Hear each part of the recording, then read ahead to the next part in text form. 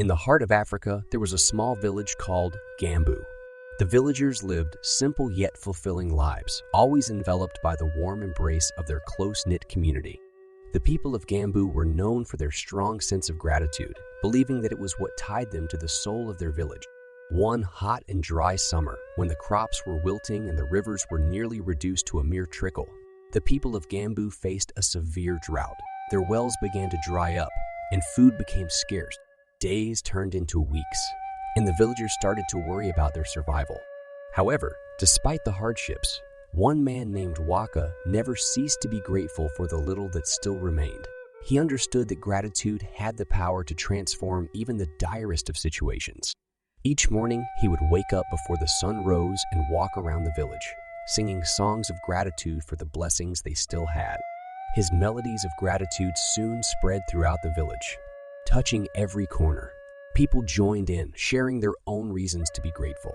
Even the children found joy in their hearts, expressing their gratitude for the warmth of the sun and the sound of laughter. The villagers' spirits were lifted from the heaviness that the drought had brought. One day, as Walka sang his gratitude song near the sacred Iroko tree at the center of the village, he noticed a group of ants marching desperately. They seemed to be looking for water.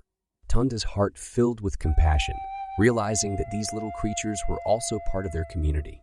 He kneeled down and gently poured a drop of water from his water flask, creating a small puddle for the ants to drink from. This simple act of kindness did not go unnoticed. The chief of the village, an elderly man named Alkama, watched from afar, moved by Waka's compassion. He called a gathering in the village square and shared Waka's story, acknowledging and applauding his act of kindness. Alkama acknowledged the power of gratitude within their village, how it had shaped them as individuals and as a community. Inspired by Tunda's generosity, he proposed a plan. The villagers would gather whatever food they had left and go together to find a nearby river that was still flowing. They would then dig trenches and bring water back to their wilting crops.